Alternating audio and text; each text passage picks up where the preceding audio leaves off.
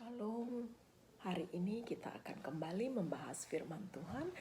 Pada hari ini saya mengambil dari kitab Yosua, babnya yang pertama, ayatnya yang ke-7.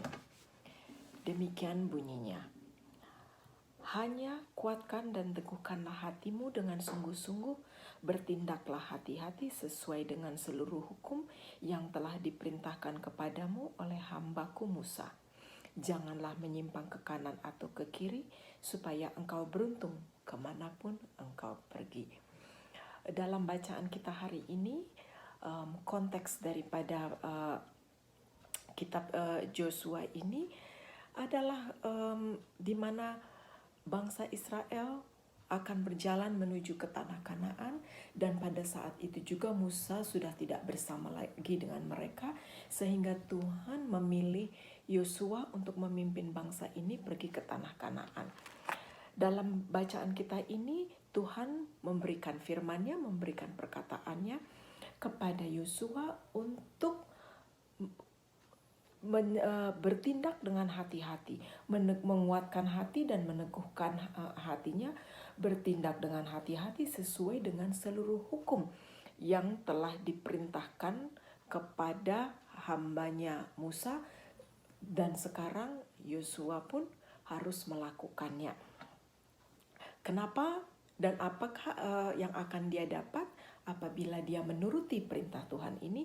Maka dia akan beruntung kemanapun dia akan pergi. Nah saudaraku, fokus kita pada hari ini adalah melihat pada kata bertindaklah hati-hati. Atau kalau dalam di Alkitab, dalam terjemahan bahasa Inggris dikatakan di sini being careful. Itu ada terjemahan yang menyatakan being careful, tapi ada juga terjemahan bahasa Inggris yang menerjemahkannya dengan menggunakan kata keep. Nah, kata keep ini adalah memiliki arti menjaga, melindungi. Nah, kalau kita lihat di sini, kuatkan dan teguhkanlah hatimu dengan sungguh-sungguh, bertindaklah menjaga sesuai dengan seluruh hukum yang telah diperintahkan kepadamu. Agak sedikit janggal kalau kita memakai kata, menerjemahkan di sini dengan kata keep. Tapi kalau kita kembali melihat ke dalam bahasa aslinya, ya memang dia memakai kata keep. Kita bisa bandingkan saudaraku dengan yang tertulis pada kitab Ulangan. Kita akan baca, jadi kita bisa mengerti ke apa yang dimaksud dari penulis kitab Yosua ini. Kita melihat dari kitab Ulangan yang keempat. Ya, saya cari dulu yang keempat, ayatnya yang ke-40.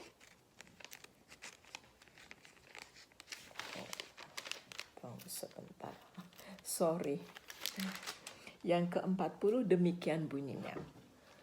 Berpeganglah pada ketetapan dan perintahnya yang kusampaikan kepadamu pada hari ini, supaya baik keadaanmu dan keadaan anak-anakmu yang kemudian, dan supaya lanjut umurmu di tanah yang diberikan Tuhan Allah kepadamu untuk selama-lamanya.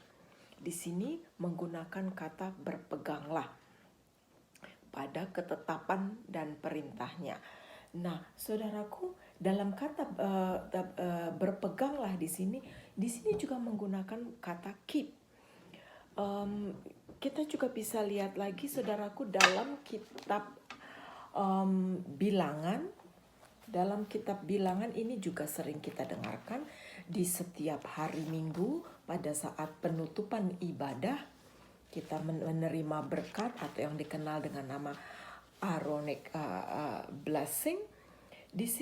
Pada Bilangan 6 ayatnya yang ke-24 sampai yang ke-26 mengatakan demikian.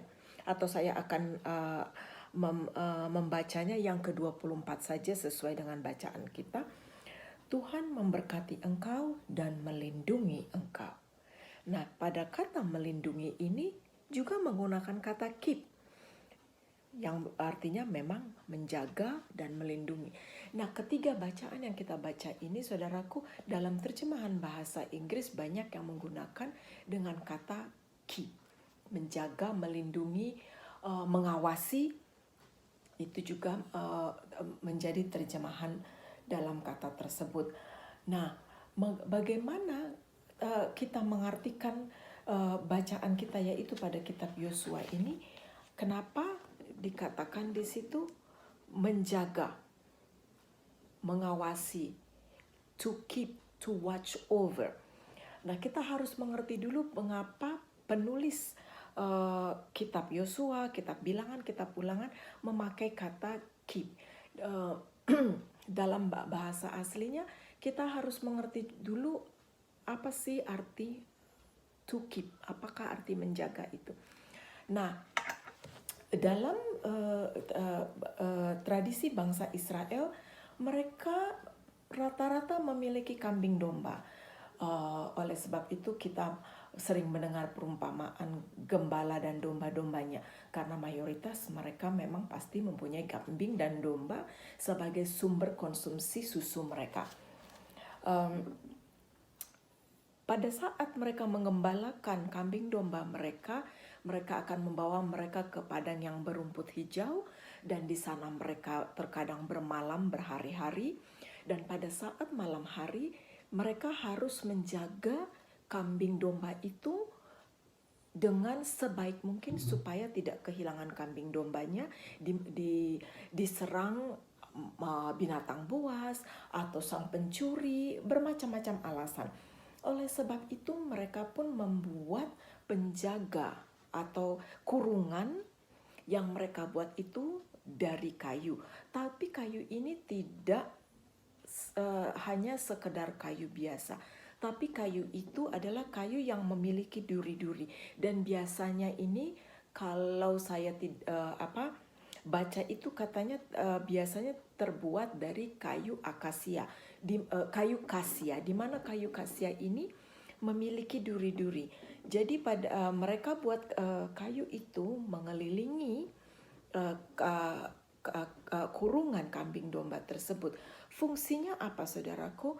Fungsinya adalah kalau ada serangan dari luar, maka binatang buas itu dia akan kesakitan karena ada duri yang harus dia lewati.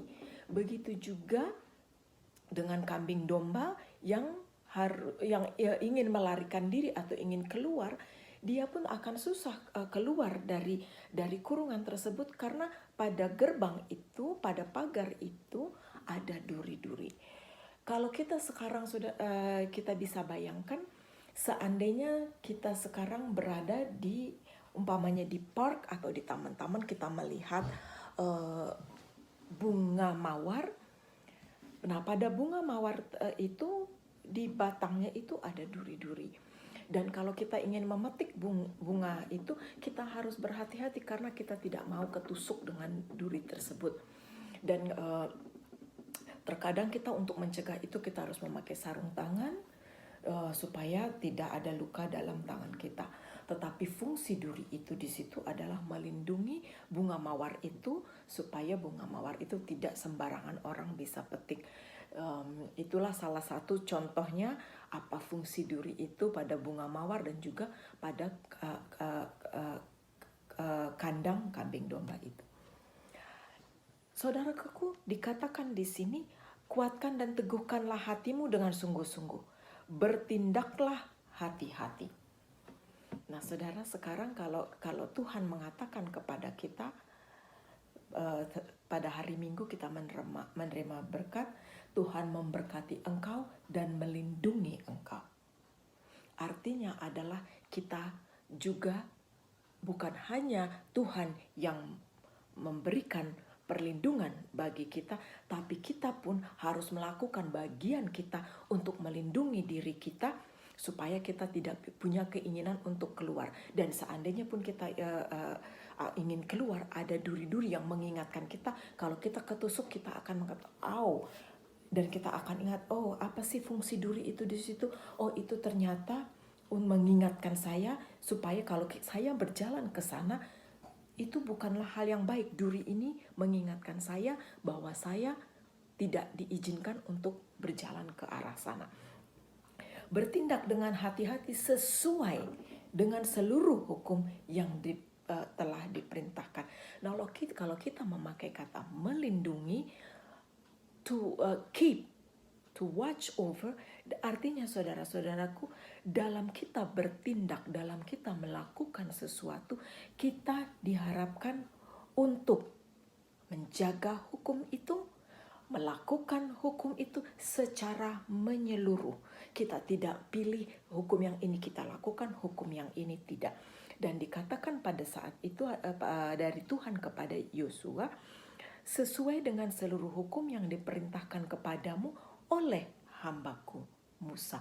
Pada saat ini saudaraku, kita memiliki Alkitab yang sudah lengkap ke seluruh firman Tuhan ini dari depan sampai belakang. Haruslah kita jaga, haruslah kita lindungi. Kita harus melakukan ini dengan benar dan bertindak dengan hati-hati, artinya kita bertindak harus sesuai dengan apa yang tertulis di dalam firman Tuhan ini. Kalau Tuhan melindungi kita, menjaga kita, Dia, karena kalau kita melihat kandang domba itu, durinya itu tidak hanya untuk keluar tapi juga ke dalam. Yang artinya Tuhan menyediakan perlindungan bagi kita dari luar dan dari dalam. Kita pun akan diingatkan dengan firman Tuhan ini kalau kita akan melangkah. Bagaimanakah Tuhan mengirim perlindungan itu bagi kita supaya kita bisa bertindak dengan hati-hati?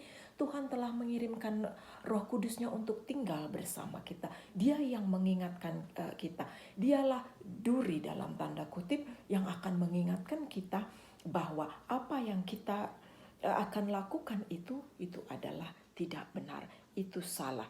Oleh sebab itu, saudara-saudaraku, pada hari ini kita diingatkan bahwa tidak hanya kita menguatkan dan meneguhkan hati kita, tetapi kita juga harus bertindak dengan berhati-hati sesuai dengan hukum Tuhan, di mana Tuhan telah melindungi kita dan kita pun harus melindungi diri kita dan melindungi firman Tuhan. Bagaimana kita melindungi firman Tuhan? Artinya saudaraku, kita pun harus melakukannya sesuai apa yang Tuhan firmankan bagi kita. Demikianlah saudara-saudaraku, pada hari ini kita mengingat bagaimana perlindungan Tuhan bagi kita. Bagian kita adalah saudaraku juga melindungi setiap firman yang Tuhan sudah berikan bagi kita, menjaganya, dan kita harus bertindak sesuai dengan firman Tuhan.